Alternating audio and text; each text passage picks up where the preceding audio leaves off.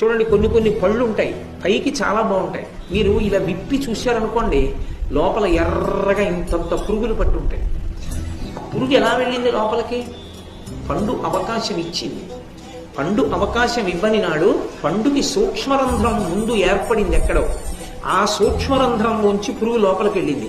లోపలికెళ్ళి ఆ పండులో ఉన్న గుజ్జు తినే అంత పెద్దదైంది ఆ పురుగు. పైన మళ్ళీ బెజ్జం మూసుకుపోయింది, కానీ లోపలి పురుగు బతకడానికి అవకాశం ఇస్తున్నది మాత్రం పండే. లేని నాడు ఆ పురుగు లోపల ఉండలేదు.